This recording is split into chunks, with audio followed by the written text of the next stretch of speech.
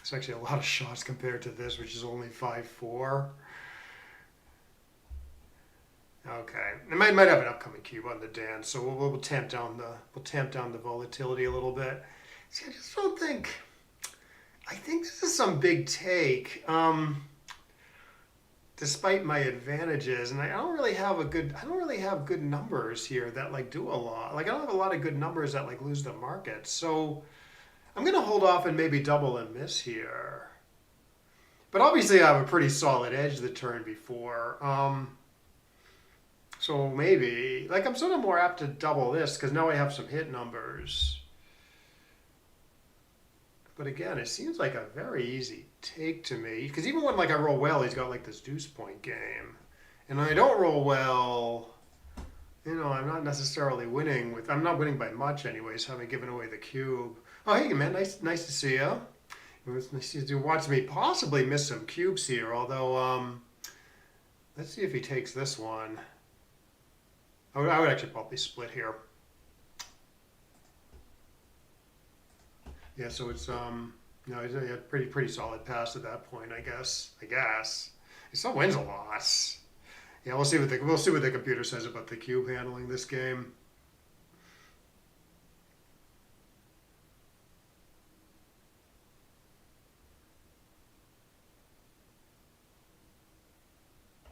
Is startup XG for the later analysis. Oh, this guy didn't leave, did he? No, he seems to be an experienced player. Should be fine. Maybe having internet issues or something.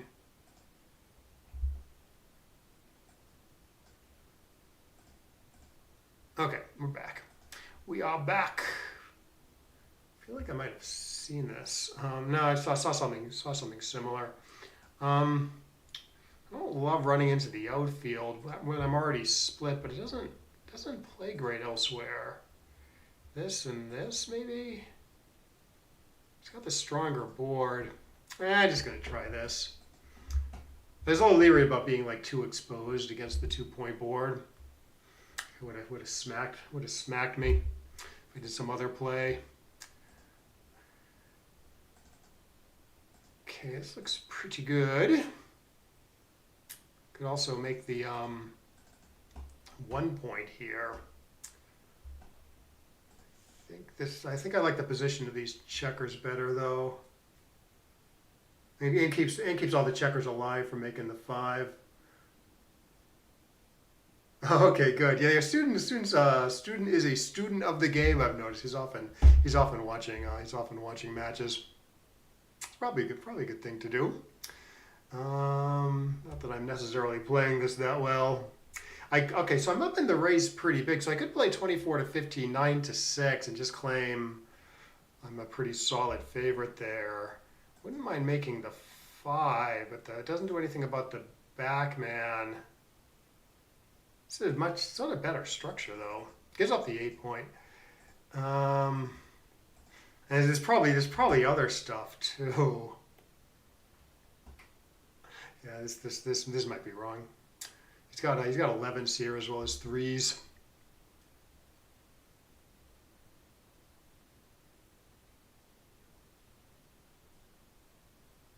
Seems weird to run when I could make a great point. All right, but this works. Just try to play well going forward.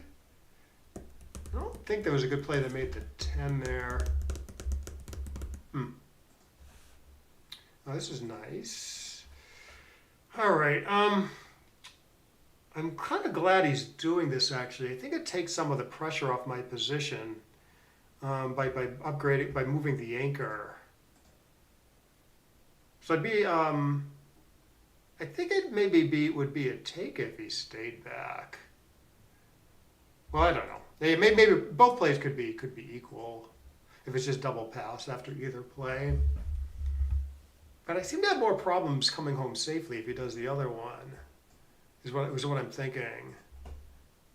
Oh, he hit me. You do not dance. Good. He's making the 11 nicely.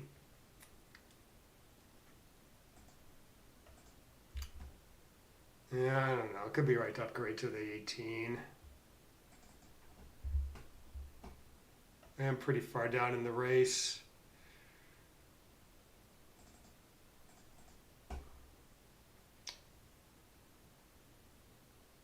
I don't know. This play is tough.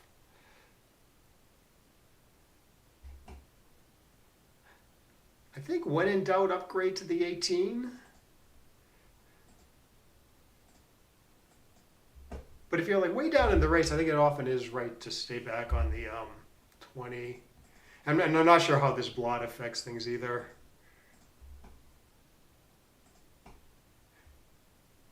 You could have cubed that if you wanted. Could cube this if you wanted. Don't dance. Good. Okay, I think I'm still alive. This is a little bit more exposed. Actually, okay, so 16 pips. Yeah, I would be cubing this stuff, especially down 0-2.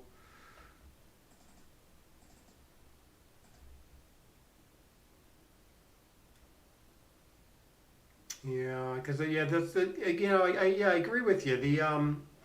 The 20 point puts a ton of pressure on the 11 points.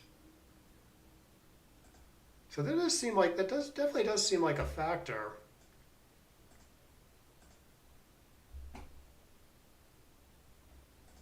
Or 3. Yeah.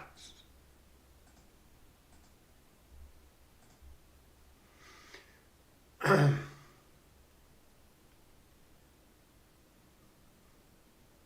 course, I do want to put extra pressure on the midpoint.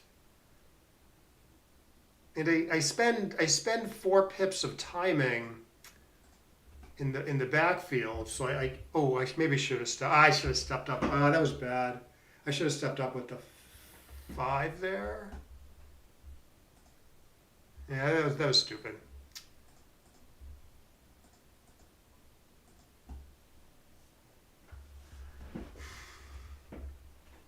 I'm not getting gammon much. It's a little hard to see losing a gammon here, and I'm only down 2 pips. Score. I guess I should be a little conservative. I kind of still want to take this though for some reason. He's got a lot of pointing numbers. He's got 12, 13, 14, 15, 16 pointing numbers. There's 20 other numbers.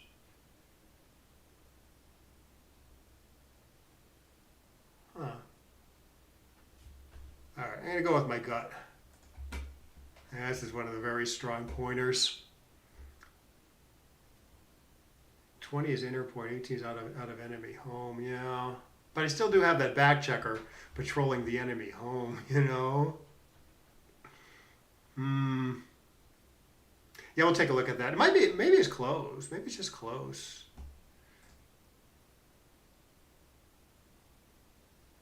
It seems to me there was like decent arguments both ways. Yeah, if we don't take a good look at that one after the match.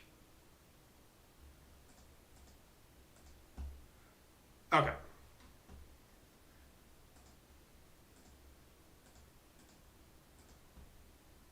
All right, I claimed I wasn't getting gammoned here. Good.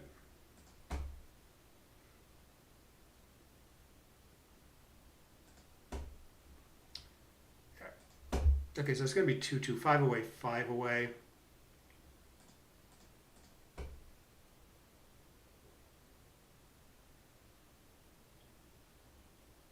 I don't like that. It takes me out of the book, as the chess players would say.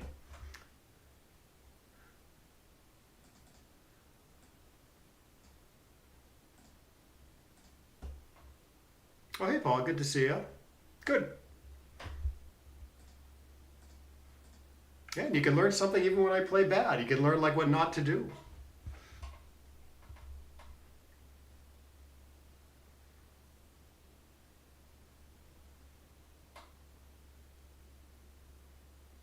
I would just make the 5 here, I think. Such a big upgrade. especially because he's got the 2 point made, so the 8 point goes down.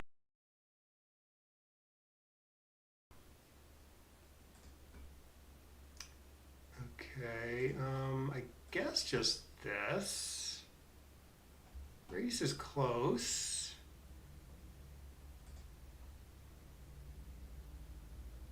No, not sure about making the 4 here though. Could slot the 4. Yeah, maybe just because there's nothing else that's like productive. I'd probably end up making the 4 there. Like this his play is like destructive, I would say. Like making the 4 is sort of both good and bad. His play is like just purely bad. Okay, I think I can. I think with the 2 blots, I think you can do this here. Two blots and black spore. Sort of cleans up. Would not be able to resist 2 to 1 here. Putting that checker to use. Yeah, this isn't good.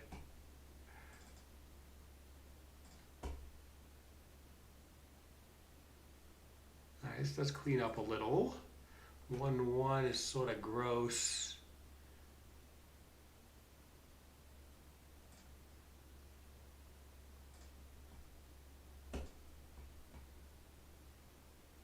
He is up in the race now. I don't know if he can afford to run in some fashion though. Possibly. Okay, so I can make the 4 and then play 6. I can go 13 to 4, 6 to 3 and keep sort of keep all the pressure on. I sort of like that plan down in the race. Don't love the blot on the 3 point, but you can't have everything in this world. Oh, this plan didn't work somehow. Oh, his board's so good now. His board is so good, and he's right at the end of his rope. I'm a little leery about, say, clearing the midpoint and giving him good 3s.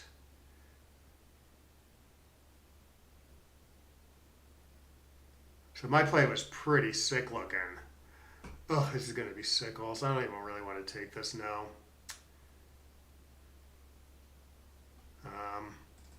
I mean, how do I bring that home? All right, let's keep the anchor at least. Hope he doesn't cash this in. Or it could be, it could be close to too good maybe. All right, this is sort of a plan. I don't know if I have a take here. I'm really glad he's not cubing me.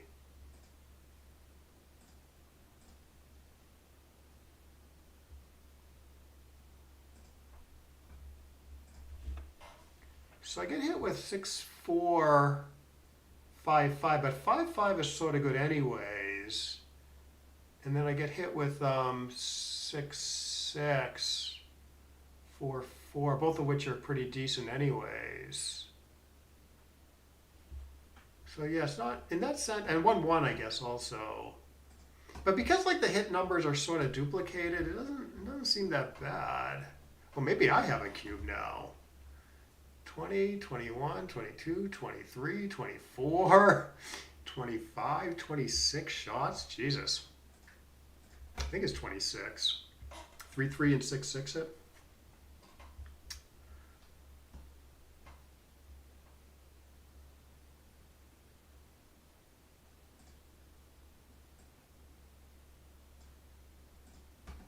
I'm not sure running or this, running all the way.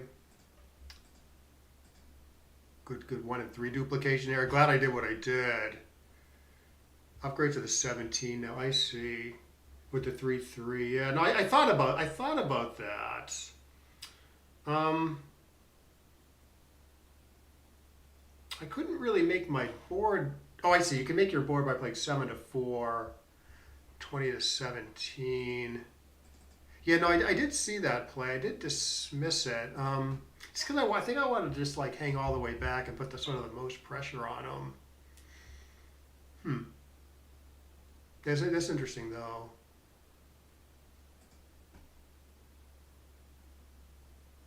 I'm not up in the race. Oh, how about this? I would have run if the race was better. And obviously making the three's a play there too. Yeah. Yeah, see now I'm not even sure like I'm supposed to do this or just play 13 to 5 because of the race situation. But I guess if I run and get away with it is a good thing. Still, if I get hit, it's not the end of the world, I guess. All right, let's actually think about the race and do this.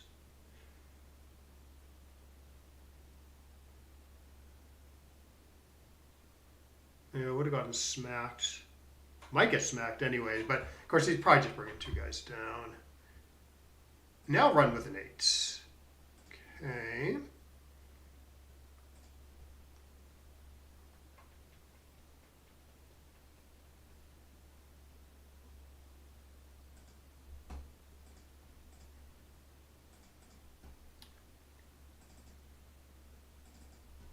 Nothing fancy here.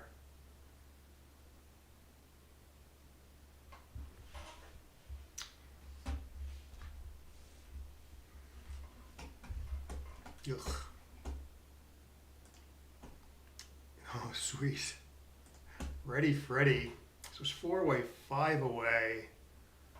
Yeah, haven't really been thinking about the cube like I should have been, but I don't think I ever had anything.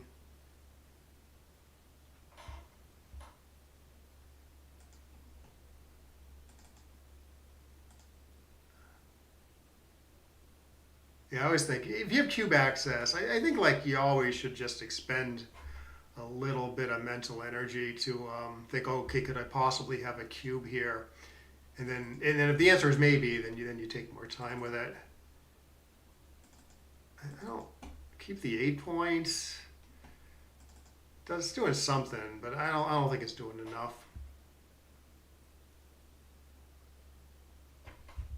Yeah, I don't think he has anything here. Dance here. Maybe it's double take. Yeah, I would take this. I am gonna take this. I think I can actually take a little deep at the score. Because if I pass, he gets to 4 away. So there's sort of a little argument for taking. My board's good. On the other hand, his outfield control is going to be very good.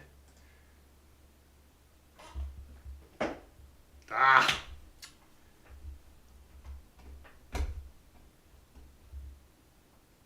I get 4 shots here at least.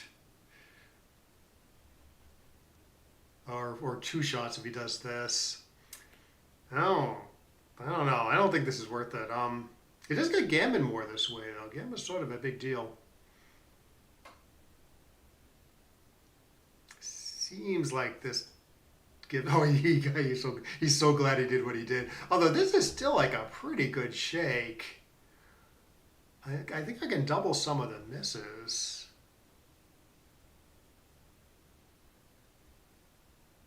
Okay, so let's see. His take point is 26 here. I have 6 shots at them. Although they don't necessarily win. Efficiency is about equal. I could get hit myself. Huh. It's not a double on the race alone, I don't think. Although it's fairly close. Is contact good for me or is contact good for him? I guess contact's a little good for me because I hit him more than he hits me. I hit him and then he's still winning 10 to 15% maybe more.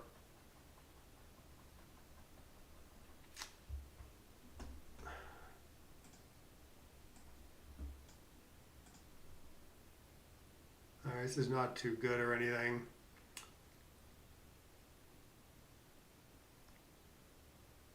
Chickened out.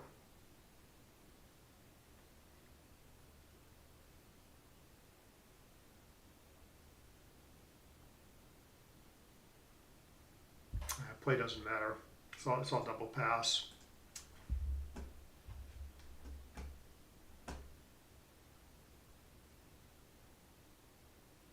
He does get to. I know he gets to redouble me to 8 if he takes, but okay. So I guess I can leave a shot here. But yeah, still the take point. I'm pretty sure the take point is 26. Okay, so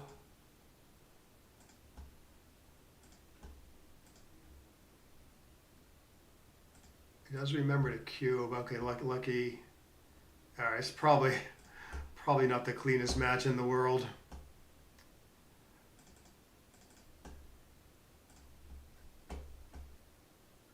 But we shall see. I've been surprised before. He may resign with a clean conscience. Yeah, so we'll take a look at some of these double threes, doubles, like the double threes play, the double twos play, my doubling decisions. There might be something there also. So what's going on here? Why isn't he resigning or playing? Is he is he pissed off he lost or something, and timing out on purpose, or what was going on? He did pause earlier. He came back, so maybe he's just having internet issues. What's the old expression? Never attribute to malice, where you can what you can attribute to ignorance or something. It's some expression like that. Sort of a good way not to make yourself too angry. Anyways, while he times down, one thing we can maybe do is look at the daily puzzle, which I have not looked at. Okay, so match score actually could be relevant here. It's 4 zip, so you want to play a little gammon. You want to play a little gammon save-ish. Like you have up in the match this much. Up in the match this much, you have incentive to like tamp down the gammons for both sides. Because if the gammons gets upped, the other guy gets to use the cube more, and you get to use the cube less. Take point on the. Let's see, take point for 4 cube. Yeah, no, it is. I'm quite confident it's 26 according to XG, because there's no math to be done, right? Because he either takes, redoubles and plays for the match, or he passes and he goes to 5 away, 2 away. So you only the full analysis is done just by saying, okay, what's the equity from 5 away, 2 away, and I'm pretty sure that's 26. So anyways, okay, so there might be 3 plays here, right? I mean, if you want to hit, you do this, but you're forgoing an important anchor. And you're upping the gammons for both sides, which isn't great. You can anchor up here, and the 2 isn't good because you're coming into a double shot. There's this other play which I kind of like. Like, okay, so you get sort of an anchor, and there's no shots in the outfield. I think it's either this or hitting. I mean, maybe when in doubt, hit. Although maybe the score argues for this. I don't know. Let's take one more look at let's take one more look at the hit play. Yeah, it's not bad. I mean, he's only got 7 checkers here to attack with. I'm just a little leery due to the score, So I don't know. Let's try the fancy play, but I might be wrong. Yeah, no, the computer likes the fancy play. Yeah, second best apparently is to hit. This might be a little different. Never attribute to malice that which is adequately explained by stupidity. Hanlon's razor. I like that one. So actually, we can take a little closer look at this. But let's actually go back to my match if we can get back there. Okay, eventually it came back apparently. Unfortunately, I wasn't there to play, so maybe he left again. This is annoying. Like I could have timed out there maybe, which is maybe was that his plan to time? Who gives a shit if you win or not like that? So let's copy XGID. Let's go.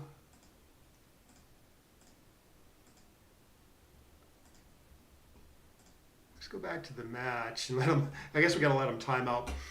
But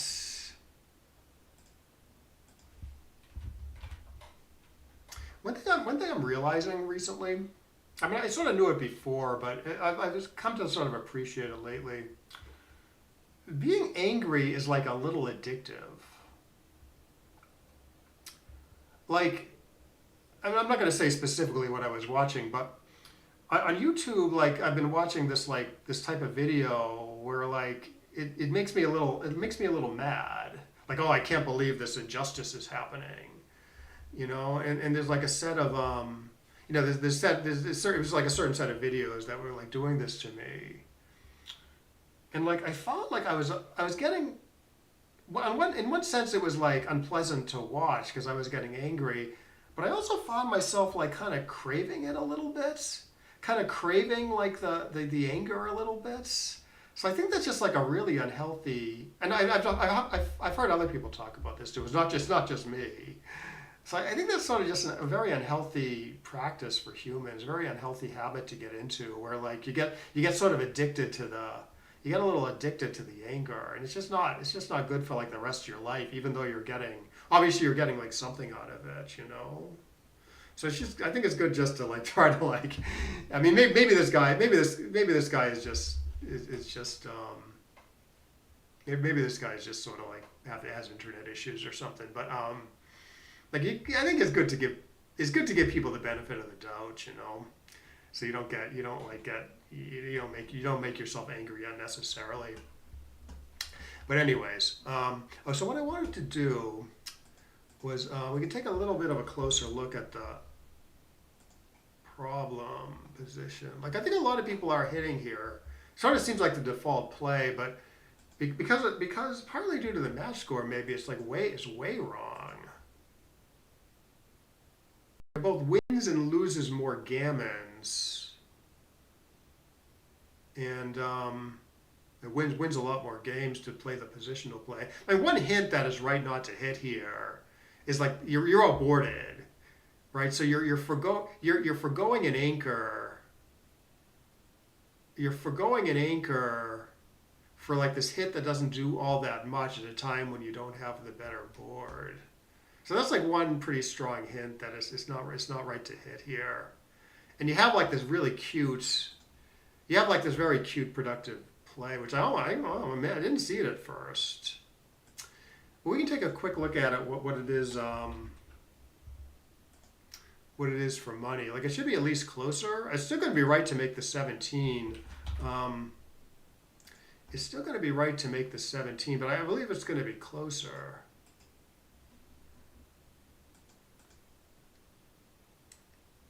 This is the score based. It's a little closer. It's not that much closer. It's still a blunder to hit. Yeah, and you wouldn't mind anchoring on the 21, but the 2 isn't good, Okay, yeah, thanks. Okay, I did move. Yeah, I finally came back. Which, yeah, okay. All right, so we did eventually win. And then we'll see what the GNU PR is, but I'm not expecting a particularly low PR. Oh, yeah, sorry. I played a 7. So probably there's a bunch of checker play stuff in there, and maybe some cube stuff too. But we'll take a look at what it is next G. Okay, so let's put me on the bottom, and we have an opportunity to learn. Yeah, the XG agrees with GNU. Okay, so one bad take, or pass in that game where I got that one checker back in the 2-0 game. Yeah, maybe that's a pretty solid pass there. But anyways, we'll get there, and then a bunch of checker play stuff. Okay, yeah, no cube here, although it's getting a little close. So if he danced there, it would have been a pretty decent cube. Maybe I missed a cube. Maybe I missed. No, I don't. No, I did not miss a cube this game from what we saw from the analysis. Like obviously you got an edge here. I just didn't think unless I roll like some tremendous like 4-4 or something. I don't really think he's going to have a big pass next turn. So you can wait here. Here, it's arguably even a bigger take than last turn, but at least I have some hit numbers. That could lose the market pretty big. And maybe that's what happened. Yeah, just a hit enter less the market. Although actually, he had a better play with the 2-3. I thought maybe he should come in on the 20 point. I mean, it's all double pass, but it does win more to come in on the 20. Gets gammon more though. So probably not good cubeless. Yeah, it's pretty exposed. Okay, 5-4 is okay at least. I usually don't like running into the outfield when my checkers are split already. But here it didn't look like I don't like 13-8, 13-9 because it strips the midpoints. And I don't like 23-18, 13-9 because I'm sort of exposed to being batted around when he has the stronger board. So I thought, okay, running is fine. Also fine apparently is this guy. Little less exposed.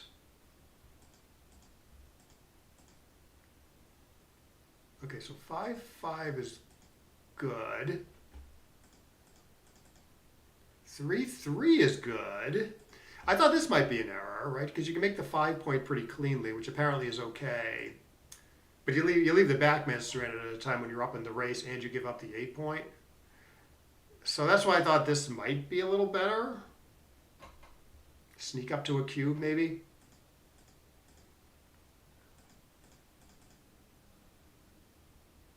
Yeah, no cube here. Too much contact against the good board. Okay, and everything's double pass. It is probably closer to a take if he stays back though, because he's down in the race so much. Okay, so that game was okay.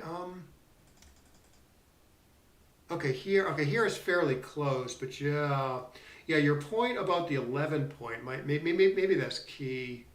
Like you keep the 20 points, and you're still putting a ton of pressure on the 11 points. Yeah, maybe. So it likes, and I'm down in the race quite a bit. So maybe we can look at a couple variants here. Save this match.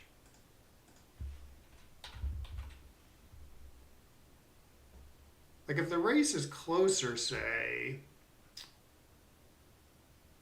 I think you have more incentive to make the 18 than stay back on the 20 if the race is close. Yeah, that seems like a big factor. Down in the race by a bunch, I guess there's more reason to stay back. Let's say we take away the 11 points. We gave him 6 pips. Let's give me 6 extra pips too. Now there's no 11 point, with which the 20 points putting great pressure on. The difference in the race is the same. Because you don't have that pressure on the 11 point from the 20, is it now okay to move up to the 18? Or no? Yeah, now it's okay to leave up to the 18. Yeah, so the point about the 11 point was quite good. Yeah, this may be a good thing to remember.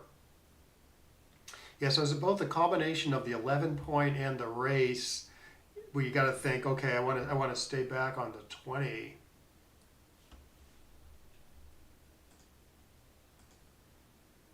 Yeah, it's pretty bad. It's pretty bad not to upgrade to the 18 here, despite the race being so bad. Interesting.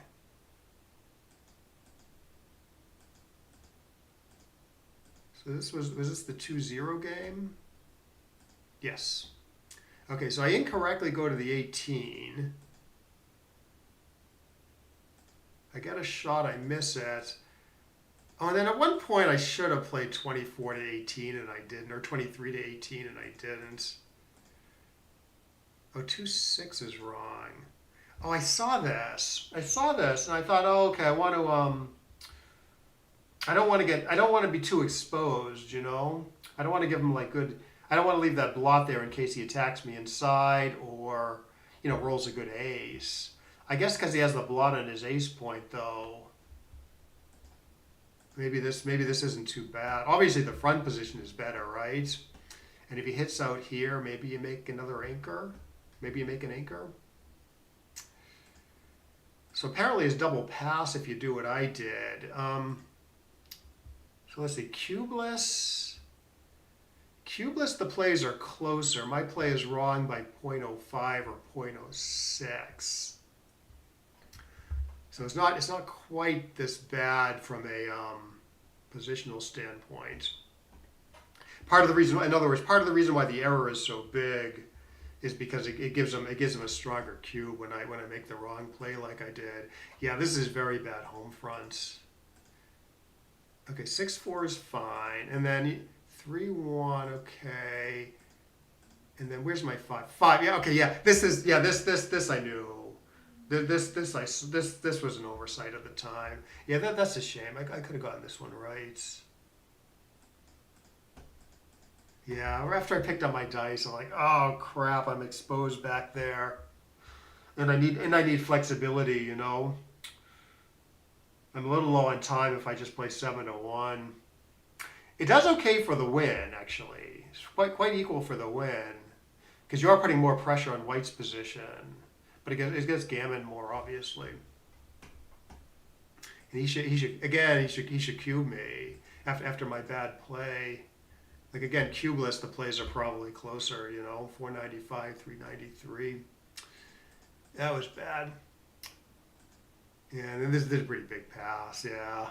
Fine. Yeah, especially down 0-2. I think most people are getting this right. The contact, you know, race isn't that good, and the contact favors White because he's got all these awesome pointing numbers. And the match score.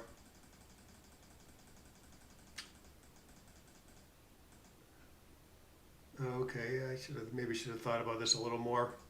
He does this unusual 2-1 play. It throws me off a bit because I'm not used to playing against this. One thing I was thinking was, okay, so running is okay on the opening roll, and I'm getting past this builder by running, so that's why I ran. Apparently, I should be doing this though. Races, if you get 6-4 in the opening roll, you're up 10 pips in the race. If you do this, you're only up 7 pips, so it's a little less argument for running, I guess. Yeah, I don't know. Or is it partly that I'm diversifying his numbers by running all the way? Because twos are not among the numbers that make the 5 and 7 points. And if I make his twos good. Yeah, 2-1, for instance, was quite good. Good. Yeah, nothing. Oh, okay, 13 to 8, 13 to 7. Yeah, I did think about doing this because I really hate to play 13 to 2. And the race is close, so I really didn't want to be hit. Computer still doesn't mind this too much. I'd expect that to be more of an error with the race so close. He is forced to give up his great anchor to hit, though. Recube Vig is less 0.1, right?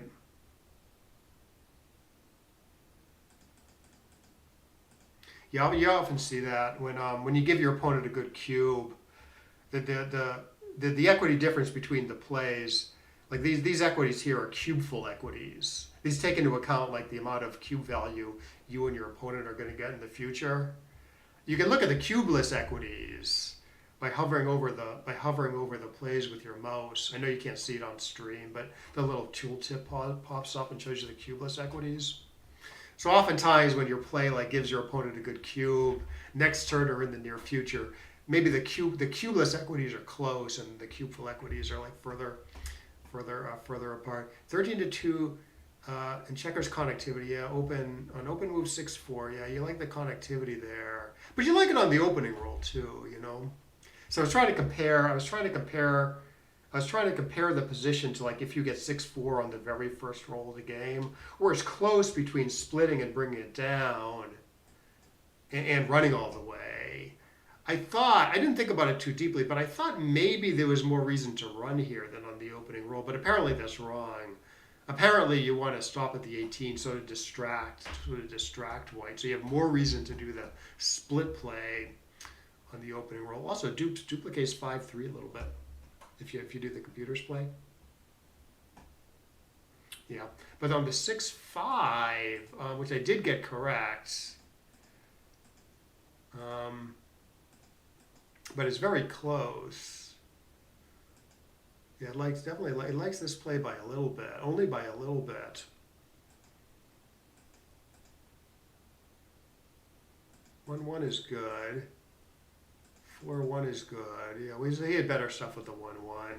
Yeah, you see this builder on the 2-point. You really want to make it work, put it to work by going to the 1 point.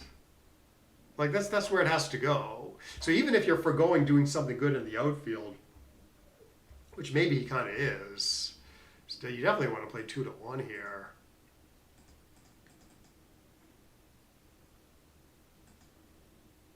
Okay, so the 3-3 is coming up. Oh, it's close. It's very close. Yeah, probably is right to make the 17 as you mentioned. I thought about this. So this is the computer's play and the commenter's play. I thought about this, but I thought I was taking pressure off of white because white's going to have trouble playing productively next turn. So I was like, I want to stay as far back as possible. Yeah, now I can see it right. Yeah, that trigger. Yeah, that's a good word for it. It does sort of bother me would bother me a lot not to play 2-1 there. But anyways, I was thinking here, okay, you're taking immediate pressure off of white, which is true. But I guess there's still a ton of pressure on white. And it's not like white can play productively here either. Like if he rolls small, even when he rolls like a 4-1 or something, he has to leave a shot or really play awful in his home board. So there's still a ton of pressure here. And it keeps the home board in better shape compared to my play. And it gives me a little more flexibility than my play, a little bit. So yeah, I guess I can see this now. Race is near even on the 3-3 roll, right? I'm down a little bit, but my efficiency's a little better. And apparently I should play 13-8, 13-7 here. Okay, rather than kill 2 checkers. This definitely was not an oversight. This is just me being bad at backgammon. Because I definitely considered this play. So what was the idea? The idea behind this was like, okay, well again, he's got a 5-point board. I don't want to leave a shot. And he has to make some sort of concession next roll. Unless he rolls like an excellent doubles or something. If that's all true, despite that, the computer still likes this. Obviously, when you're missed, yeah, you're quite a bit happy with this play, I guess. You can build a good board, and you have some flexibility. Here, I guess I'm not giving white that many problems here. Like because my board is so bad, I guess he can just run with 1, and it's like no big deal for him, even when I hit him, you know. And then I have the problem playing. So yeah, I guess I just thought about this the wrong way. This is not. Maybe this isn't even that hard to play, to be honest. I don't know. Do you guys consider this play like pretty obvious, or would you guys be like a little unsure also? I thought if my I knew there was a good chance my play was wrong. I didn't think it would be this play. I didn't think it would be wrong by like this much. You know. Um, but yeah, I guess I can kind of see it once I thought about it. I thought about it maybe sort of the right way. Yeah, you just can't control. Yeah, you can't play next turn. You know. I was hoping like I was hoping. Okay, so he's gonna leave me a shot. I guess I can play if I hit him, right? Like next turn, but that's not even that good. And it's just those two dead checkers are like dead forever. Okay, okay. Thanks. Yeah, I'm glad I'm not the only confused one here, anyways. But yeah, I mean, two dead checkers versus zero dead checkers at a time when it kind of matters because the game's going to go on for a while. I agree. I think this is definitely findable. This is not. I think this is not that difficult to play. Race is clue. Yeah, I can buy it. Race is close. And then yeah, I'd like have to leave a shot here. I'm glad he doesn't cube me. Back to easy take, but he should still cube me. Okay, find a good split. I make a good play here with the split, because it obviously is better coverage, keeps the home front in better shape, and it's not that many shots given that rolls like 5-5 kind of win anyways. And then I got a good cube in. Okay, big take, but big double too because it's so volatile. It's close here, which I didn't know.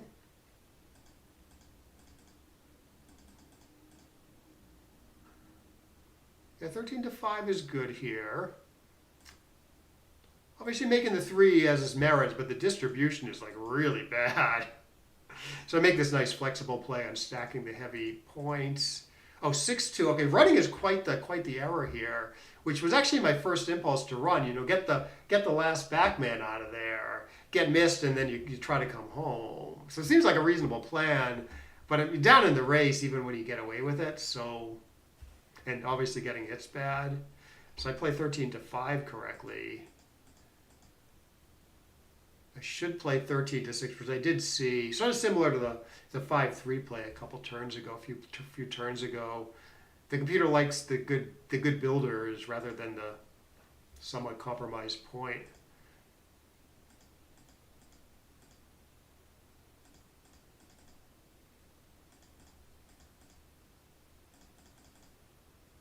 Oh, it does. Like I saw that. At least I saw the play. So what's the big deal? I mean, best quality board. I guess the board. I guess. Oh, if I can't run next turn, the board breaks down badly. So if I roll like a 5-1 or something, the board breaks down really horribly. So let's look at the computer's play. Okay, so he just runs off the anchor, say, and then I got like a really robust board for the next few turns if I can't run, Also, the 8 point maybe has some value. It keeps him from like running one checker off the off my 7 point. This I consider a tough play. 5-5 here.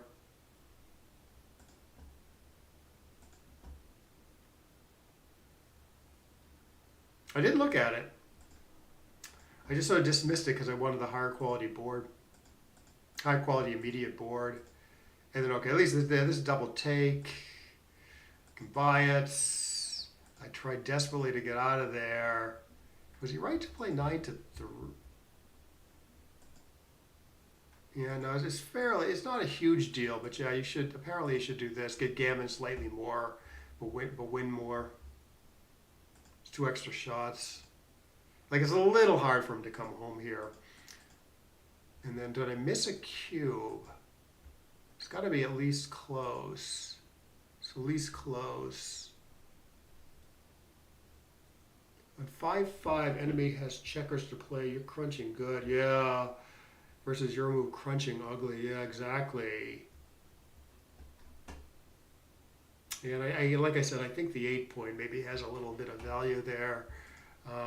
So I almost have a cube there, and then I way overshoot my market, but he somehow takes. Yeah, he wins 11% here after entering. And then yeah, just to show that we had the take point right, we can go to analyze, cube information, cube on 2, 4 away, 5 away. You look at white's live cube take points. You look at the live cube take point because after I double, he takes. He's going to automatically redouble me to 8, and I'm going to always take.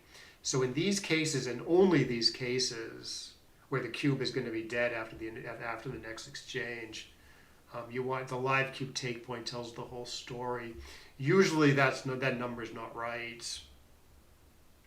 Dead cube would be like if he never has a recube, what's his take point? And you can look at I guess you can look at non-gammon adjusted. I guess you want to do that in most cases. But yeah, to 2026, rouse to 26, more like 25 and a half. So it's good to know.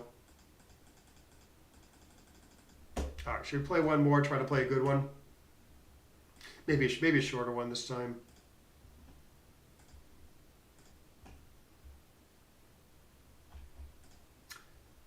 Okay, we got Edward. I think I played him before. I think it's a lot of timeouts, but I don't think it's a real issue. You can like look at his matches and see where like he timed out. Well, maybe it is an issue. All right, well we got DMAC. Okay, so 3-point match. 3-point match. So we got to be aggressive when offering an initial cube, and conservative about taking an initial cube. And I believe how much depends on the on how efficient your recubes tend to be. I think the computer actually doesn't mind this for money. So let's mix it up a bit. Again, just against an opening 3-1, I think it does this. Yeah, a lot of people look at that live cube take point number and they think that's the take point. Typically, it's not. Typically, it's not. So you got to be a little careful about that.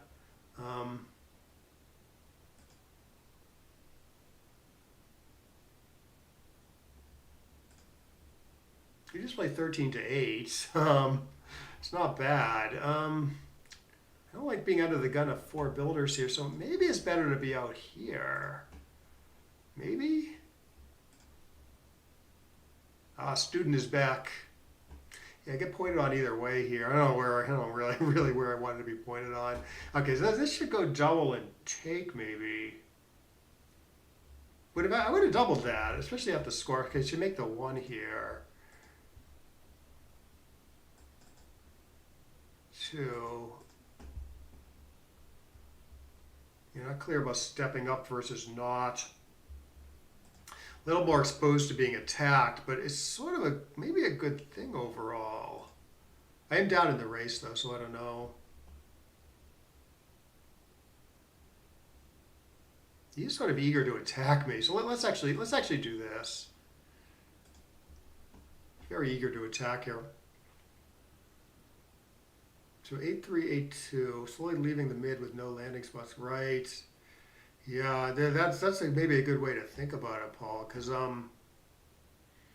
was gonna be pretty painful to play on the next turn.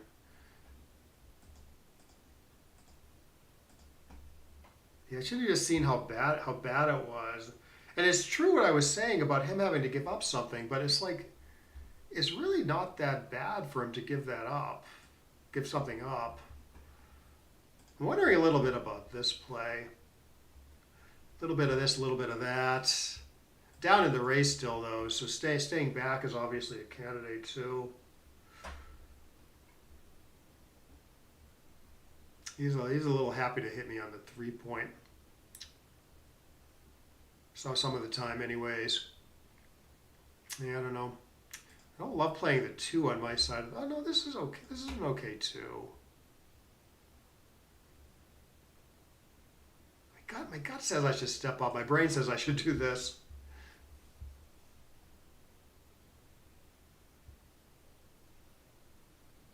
Let's go with my brain this time. Hopefully that's somewhat close.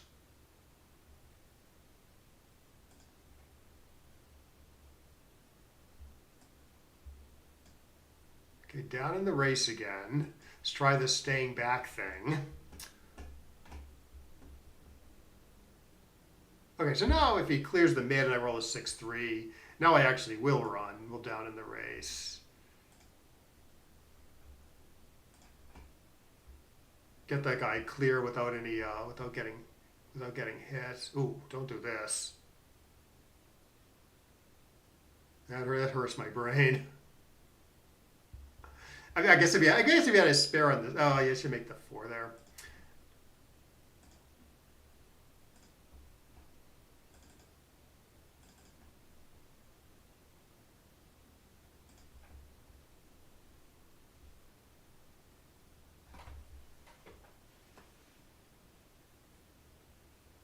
I mean, hitting is pretty dead. If I miss them, I don't think I'm doing too badly.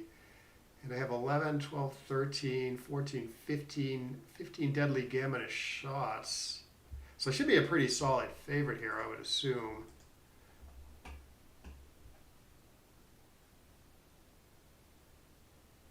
And it's volatile. I don't know, is it the best plan? Didn't overlook a hit there. Good. Oh, crap. Okay, at least I think he's playing it wrong. He's up in the race, so he should be moving the back checkers. Yeah, this is a good play. Okay, so my take point is 25 on the recube.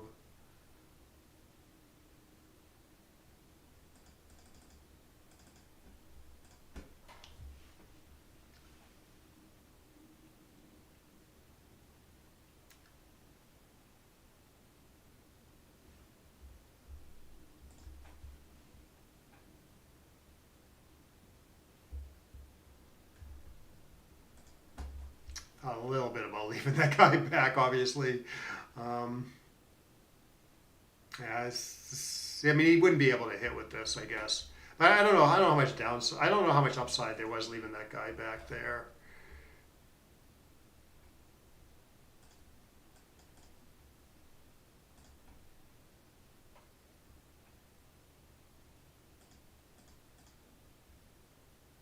All right. I guess I want another guy on the 5, even at the expense of stacking too many guys on the 3.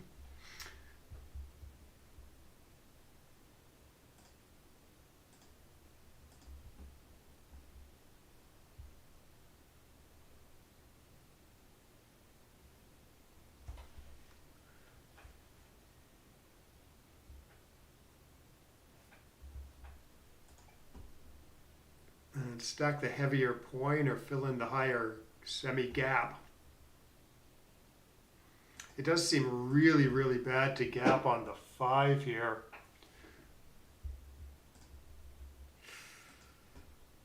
Or the 4.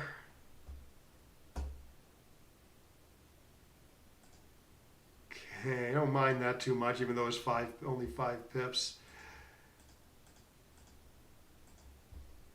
Yeah, he should be cashing this one in. 5 pips in this really short race. No, thank you.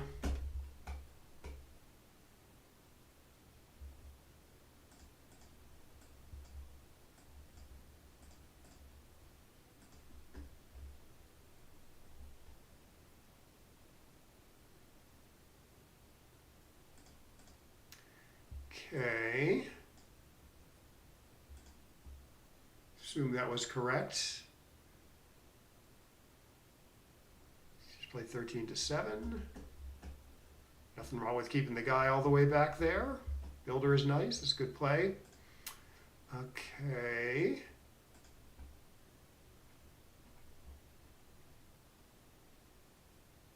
So probably he's going 4 squared, 11 square. That looks like a good play. I mean, he could actually fill in the 5 here.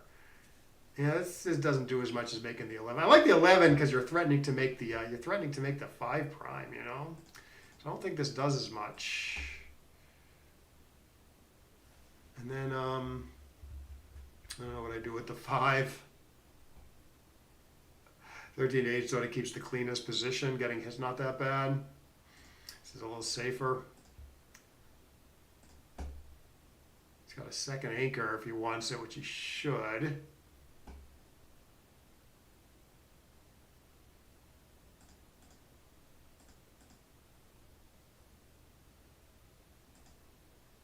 Could have played 6-1 there, but it looked a little too sick.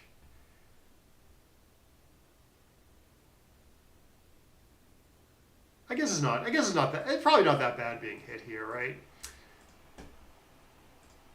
Because it might screw up his timing if I can get these guys out of there. Of course, I could crack too.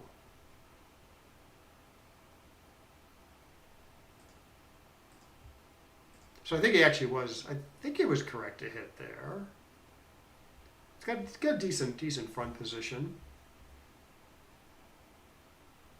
Not sure about this plan. Right. Yeah, I wonder. Yeah, we can take a look at his. Maybe we can take a look at his back game plays.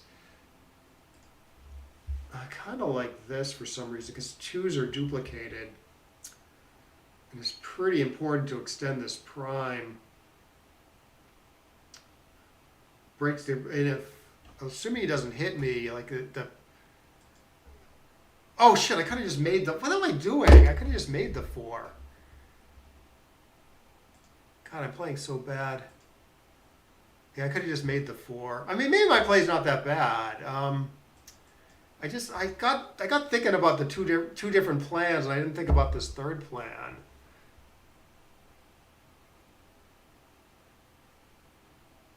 Yeah, I just should make the 4 there. That's so stupid. Yeah, I'm just not sorry. I'm just not playing good today. I did duplicate this though.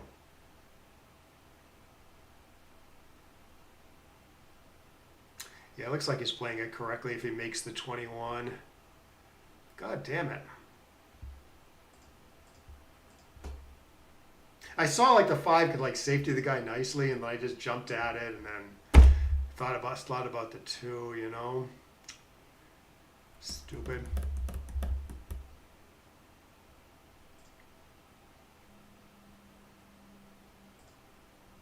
Okay, I see a couple different candidates this time. I could run out into the outfield. Maybe that gives him more chances to hit me though. Okay, 8 to 3 to 1, maybe 8 to 5 to 1. Honestly, my play might not be that bad. I would have gone the other way though.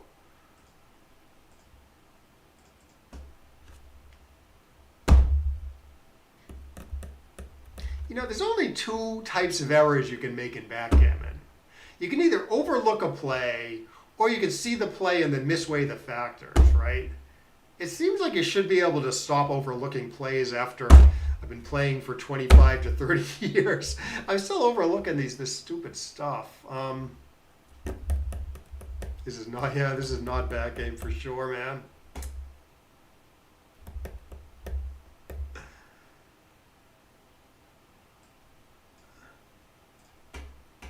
The strongest player I play typically is like Marty Storer. He seems to like be pretty good at not overlooking plays. Like definitely a lot better than me. I have seen him overlook stuff, but it's like very rare. Maybe I should probably ask him like for advice on that, you know. And he plays quickly often, so it's not like he like sits there and just like thinks and like looks at all the candidates very carefully. Usually, anyways. He usually plays like even faster than I do on average. Okay, let's keep the block on.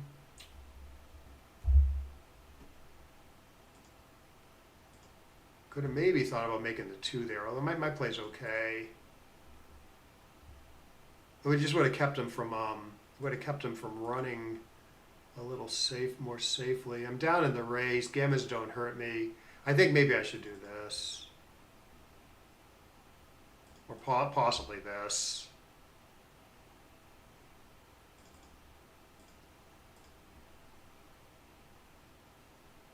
Huh. Yeah, maybe that other play. Because I kind of win. I kind of win when he misses. He's got 14 hits, which, I mean, they're gonna win. I'm still winning like 3 of the 14-ish. So I win 3 plus 22. I win 25 out of 36 here, approximately.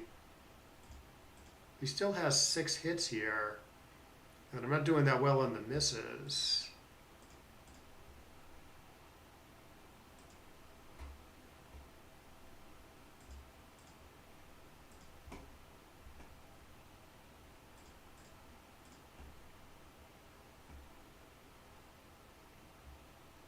Good, I gotta play a little quickly. Luckily, this was easy to play quickly. Good. It was slightly safer to play 3-2 there. Good. Okay, so it's going to be 2-1. I got to remember to cube him right away. Do like to remind myself of that when the game ends, so I do not forget, which I have in the past. I tend to forget when it's 2-away, 2-away. I tend to forget to double.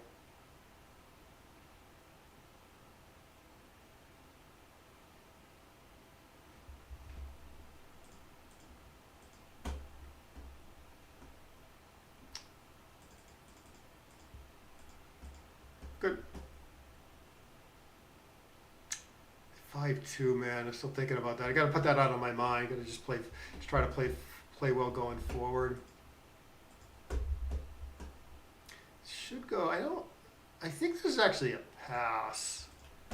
I think he's losing by like a little bit because I got the better point, but he's got the better point, but I'm on roll. I think maybe being on roll is worse. Is worth more there than just like the small difference in point quality.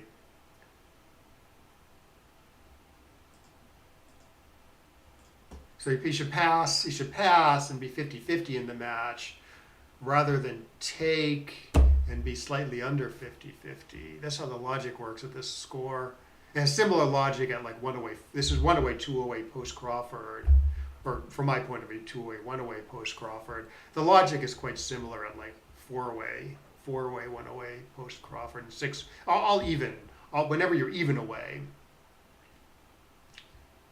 So this is a little tough for him to attack. Don't love getting primed there. Although he can't make the 2. He can make the 2 here. He should make the 2 here.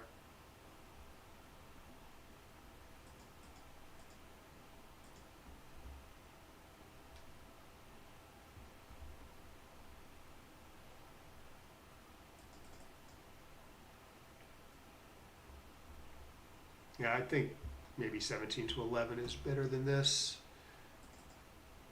Because it's better when missed. You know, he's closer. He gets that guy safe. He can get that guy safe easily.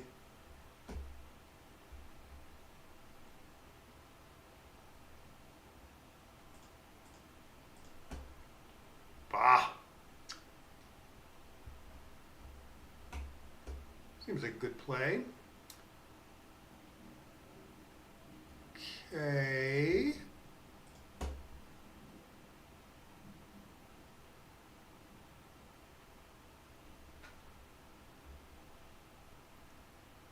Ugh.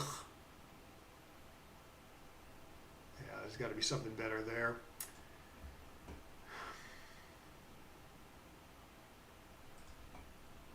I'm going to lose this.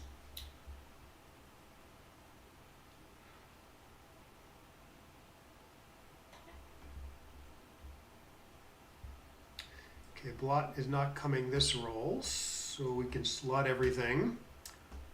I guess 7 to 4, 8 to 2 is okay there also. Yeah, you can even do this if you want. Board will come together before I get a shot. Might be okay for the race if it turns into a race. If I roll like double fives or something.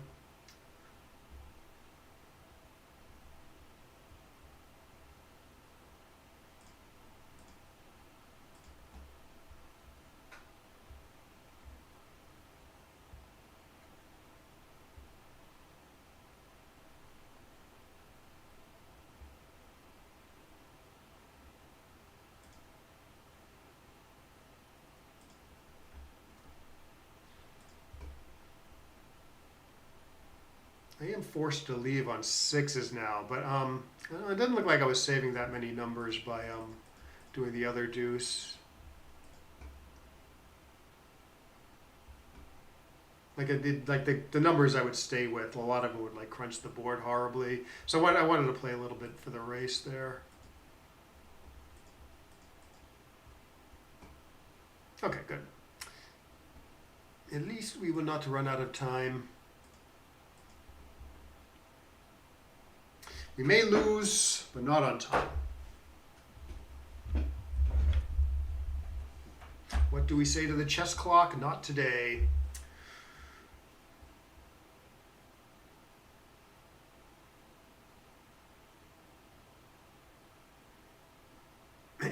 Okay, so let's see. Cube actions seem pretty clear this match. Checker plays were I was pretty clear on it, although I think I did overlook the right play with that 5-2. So I think the PR is going to be okay. Okay, not great, is my guess.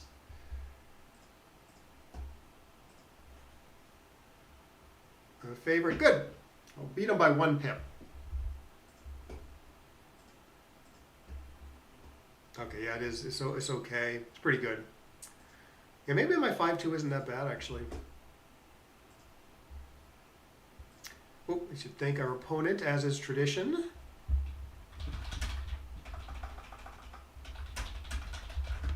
And then we will log out of here.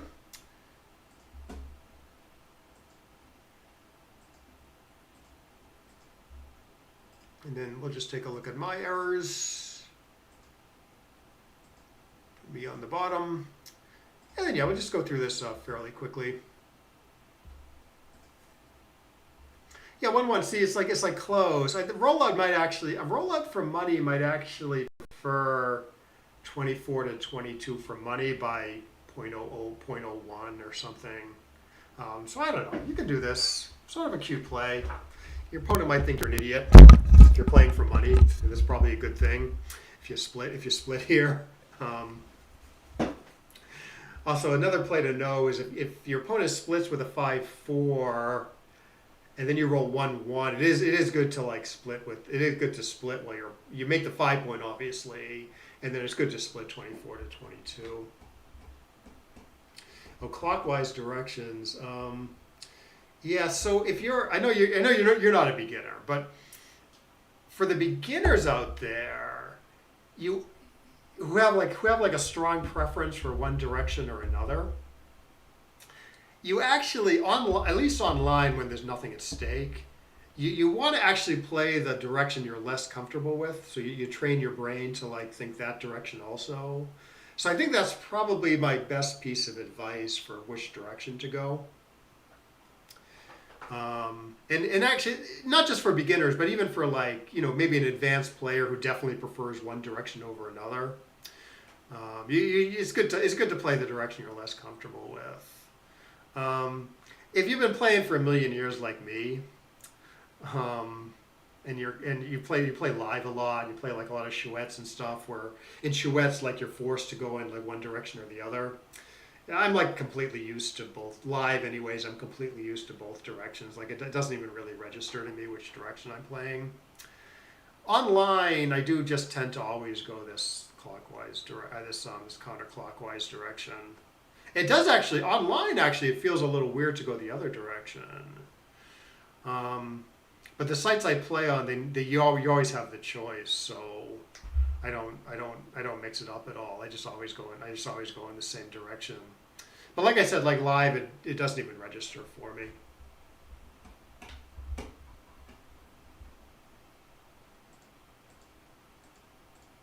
Because like live, you sometimes you're forced to play in the direction you're less comfortable with. So it's like really important to get comfortable playing both directions, you know.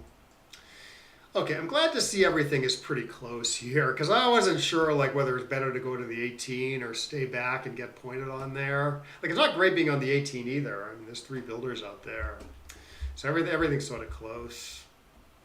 Even 13 to 8's fine. I'd like pick your favorite play here. It's probably fine. Yeah, I should go double take here. It's pretty close, so maybe not a cube for money. Okay, 3-3. I wasn't sure about.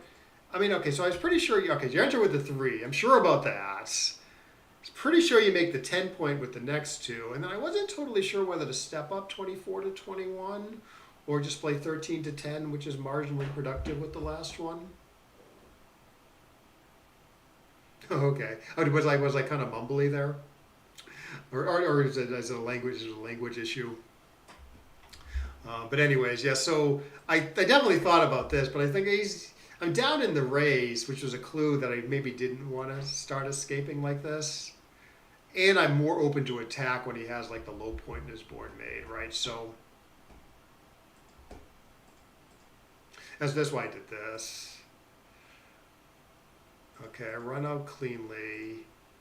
6-2 is apparently a big blunder. I should step up here, which is what my gut said to do. But I was like, well, I don't want to be attacked there, and I'm down in the race. So maybe stay all the way back. It's just the computer hates my plan, you know. Because I guess because it's a little hard to play in a turn or two, and I never get to escape this guy. Oh, I guess it doesn't cover the outfield also, right? 24 to 22 both covers the outfield and threatens to like escape cleanly with a good number, and I guess acceptable risk. 424, 3. I mean, cubeless is a little closer, but I don't think he has a cube after my play. He doesn't. Yeah, similar stuff here. The computer wants to step up, cover the outfield, get that guy closer to escaping. See daylight, race is less than 10%. Yeah. So you're saying like, okay, so if you do like my play, say, which is kind of okay on the home front, and then like I roll a number like a 9 or a 24 that would have escaped the other way, I like really regret not having stepped up. Meanwhile, if I roll a small number where I'm okay staying back, it's maybe not a big deal being there versus there. It's not like I'm running into the outfield, which might be a bad idea. Like yeah, 24 to 16 is actually maybe the best play for some reason. Yeah, I don't know. Escape when down in the race like this, and you might get hit. Yeah, I don't know. I mean, I certainly considered doing this, but I didn't really think about running all the way. I guess because I'm like a little stuck back there, especially after my play, you know. Yeah, similar stuff here. Wants to step up halfway and then play 10 to 4 at acceptable risk. Again, it wants to step up halfway rather than just be stagnating back there. Yeah, same error over and over again. Here it doesn't step up because it plays a lot better. It plays a lot better on my side of the board if I don't step up. And then yeah, the double's fine. It's actually a pass already, partly due to the score. Here I run all the way, getting out of harm's way. The computer has this different idea. I thought about this.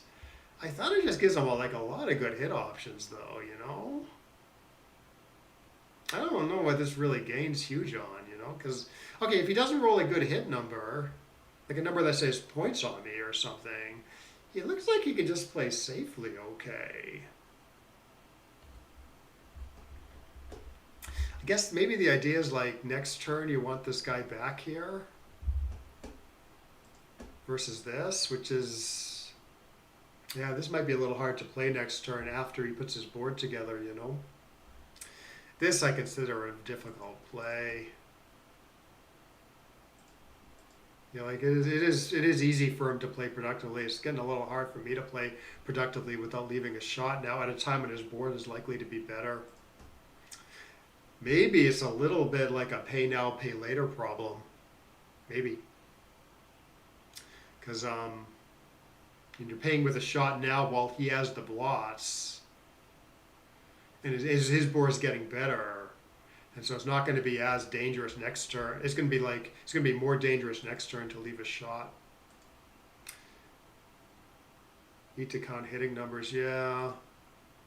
Like after the computers play, maybe there's not so many. Yeah, maybe not. Like 1-1, I mean, he can hit. 1-1 he can hit, but it's still pretty dangerous for him. In fact, he doesn't hit in the outfield with 1-1. He makes the 4-point with a 1-1, I guess.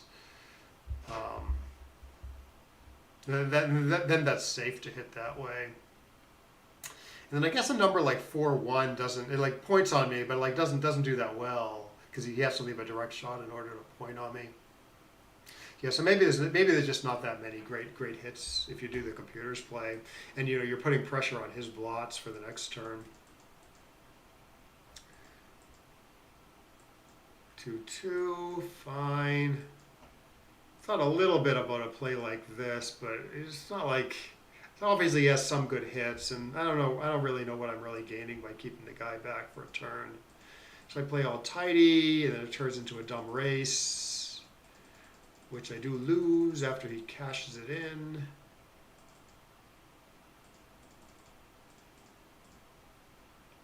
Good. Okay, so, 6-5s. So obviously you're making the 7 with the 6, and then you can either play 6-1 or 13-8, leaving a shot in the outfield, but keeping the checker off your ace points. Turns out it's pretty close. You know, this versus my play. Sorry.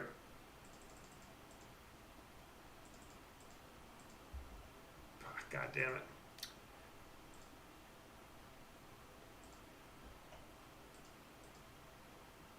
He does hit, which I probably would have also. So if you don't hit, like hitting is going to screw up his back game timing sometimes. So you could argue that this is better. Because, okay, I escaped the guy, and then he maybe escaped the guy, and then he maintains like this maybe okay 2-4 game.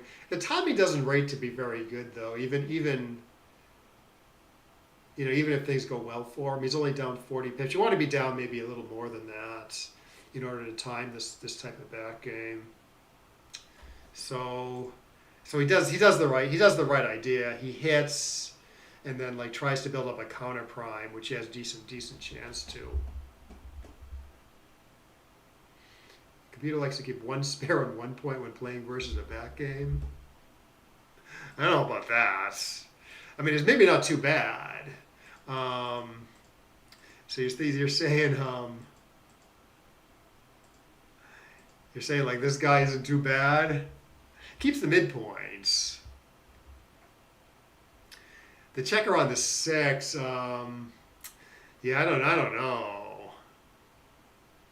I mean, I think the main point between this is you just don't want to be hit on the 13 as we saw next turn, you know. Because he hits and then he has this like real counter prime chance, which he did sort of like the right idea at least. And I'm just desperately trying to get out of there, and then I just overlooked the stupid right idea with the 6-4. Apparently my play's not too bad. Better than 16-9. It's great prime when it works, you know, and you don't get hit in the outfield like you do after the correct play.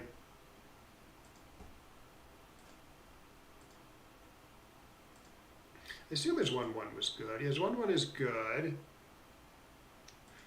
Yeah, you do get a little more stuff to play in the outfield, especially. I mean, if you get hit, yeah, then you have nothing to play in the outfield. You play 6-1. I agree with you. There is a little more. There is a little more time in the outfield to play. I just really don't want to waste that checker down there. You know, it is sort of an idea, like maybe like okay. So this is a little bit. I'm sort of prognosticating too far into the future, but you put the guy on the ace point, and say like I hit him later. Like he shouldn't necessarily hit. It's like he's up on the roof, and say he rolls like a 1-1-4 or something, or even a 1-3. I hit him after I hit him. He doesn't necessarily shouldn't recirculate that checker for me. So in that sense, it's like not that it's not that bad, you know.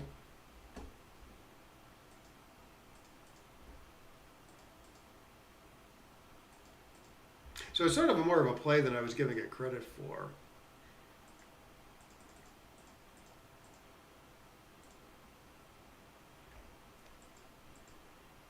I wants to play. I wants to play 6-1 again. That's cute. Instead of coming in high.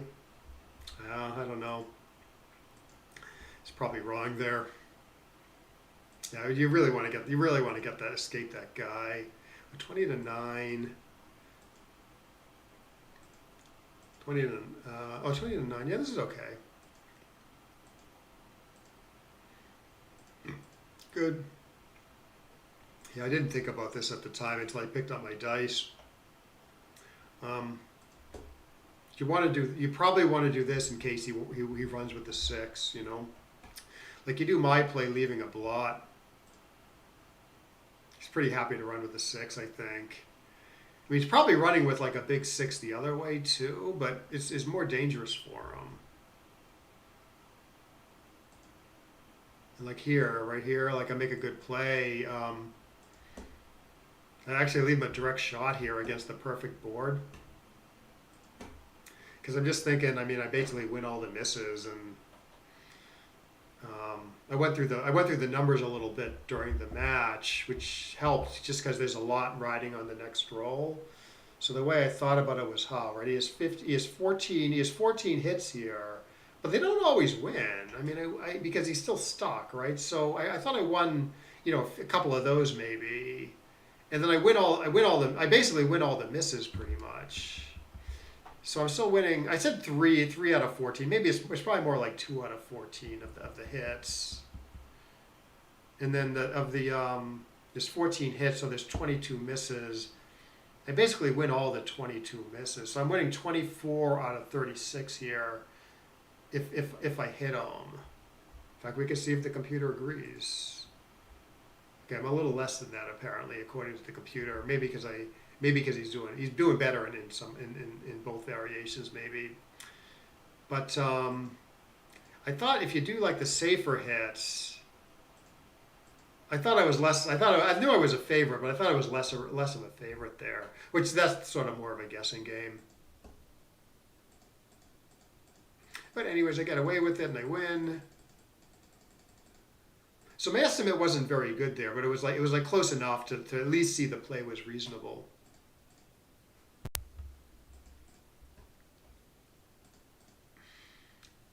Good.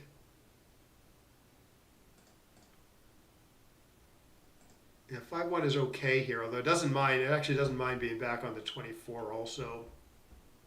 6-4, yeah, it keeps the prime. Yeah, that's why it almost always wins, right? When you get missed. Yeah, so maybe he wins one of the 22. He wins one of the 22 misses. So I win 21 of the 22 misses, and maybe only 1 or 2 of the other ones of the hits. That's probably where you get to the 61% that I said I was.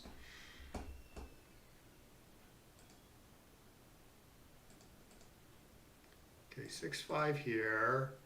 Good. Things are going swimmingly until he rolls the double 3s. 6-3, 6-1, 8-1. Yeah, you can do this stuff if you want. You don't have to.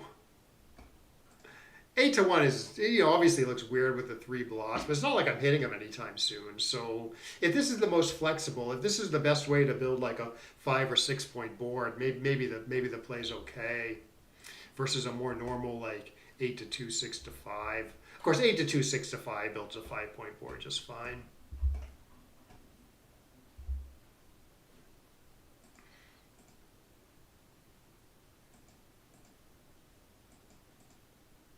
And then it just turns into a dumb race. Okay, 6-4, 5-3, 5-2, 2-1, 6-4. Good. Good.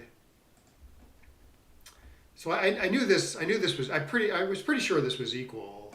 Obviously, you're bearing off the 2, and then you can either play 4-1, or you can play 5-2. So the checkers are either 2 apart from one another, or the checkers are 4 apart from one another. 4 apart versus 2 apart. It's always better or the same to have the checkers 2 apart versus 4 apart. So if you just always put them 2 apart when you have this choice, you're never wrong. Similarly, if you have a choice between 3 apart or 1 apart, or 5 apart for that matter, it's always better to be 3 apart than 1 apart or 5 apart, or the same. There's maybe one or two. There's one case where it's the same. So it's sort of a nice thing to remember. You want to be 2 apart or 3 apart. You don't want to be 1 apart or 5 apart or 4 apart. So it's just a nice little shortcut that lets you see this stuff quickly. Keeps you from having to like think and go through the numbers or whatever. It is good to know. Though it is good to you can also memorize the numbers pretty easily. Like it is sort of good to know if you're on roll here. It is sort of good to know you're a slight favorite. You're 19 to 17 favorite here, and you're an underdog here. You're 19 to 17 underdog here. Occasionally someone will double this position for money, and you get to beaver it if you want for whites. Because it looks maybe it feels like black's a little bit of a favorite, but he's a little bit of an underdog. And you should know if you have this position for money, cube in the middle, say, you should know your favorite is the last roll of the game. You should cube it or recube, right? Because why wouldn't you want the game to be worth twice as much? Although here you're better off. This actually is not a redouble, I think. So it's like a little tricky. Like you'd rather have this position than this position, right? With you owning the cube. But because you don't want to give them cube access, you actually don't double this. It's named some paradox or something. Jacobi paradox or something. Where you don't redouble. Initial double. You initial double both. He has cube access either way. If the cube's in the middle, he has cube access regardless of whether you double him or not. So you actually should double from the middle, but you shouldn't redouble this. And there's other positions that you don't redouble. Here also you don't redouble. Here, there's an argument for not redoubling because if you give him the cube is worth a little something, it's just only worth a little something though. So I think you still redouble this. I think this is about as close as it can be. 0.0003 is correct to redouble. I think there was some other redouble, like late bear off redouble position that was even closer than this. I try to remember it, but I don't think I can remember it. It was like right on the border. Yeah, sorry, I don't think I'll be able to remember it. But yeah, this is about as close as it can be. Isn't it cute? Anyways. There's a rule about the best. Yeah, the best apart is 2.7 exactly. Yeah, so they say like that number in mathematics E, which is like 2.728 or something. Um, they say you want to be closest to E, or 2.7 if you don't know E. But I kind of don't like that rule because you never like it would be good. It would be helpful like. It would be helpful in situations where, like, okay, so if you have a choice between 2 apart and 3 apart, or you might think, oh, you prefer the 3 apart position because it's closer to 2.7. But it turns out you essentially never have the choice between 2 apart and 3 apart. It's always between 2 apart and 4 apart, or 1 apart and 3 apart. And I guess it could get a little confusing in a situation where you can, like, waste a pip.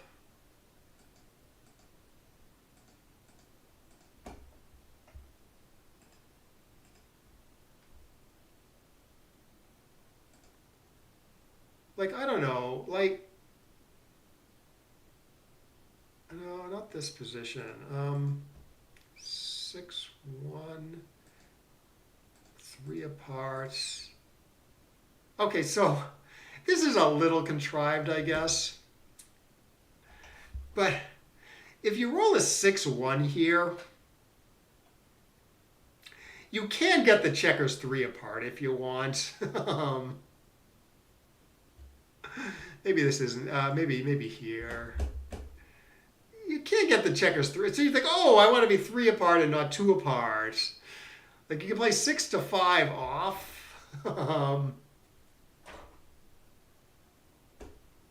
And get the checkers 3 apart, or you can not waste a pip and get the checkers 2 apart. Obviously, you want to get the checkers 2 apart here. So it's not to waste a pip. Here, I guess it doesn't matter because it's maybe because of the cube position. Yeah, no, this is correct.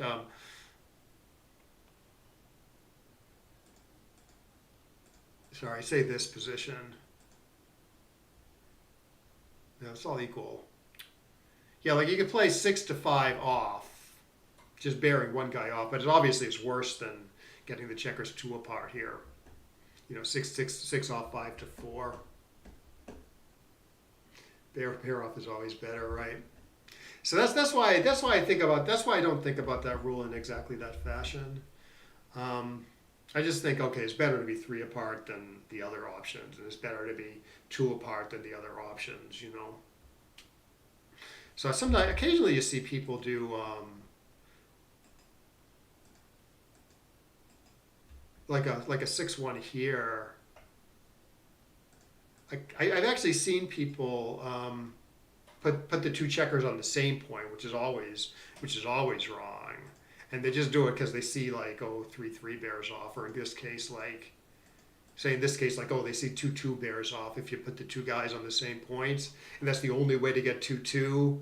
But the problem is 5-3 and 6-3 go the other way, right? Yeah, 2 points exactly. Yeah, exactly. Shaba.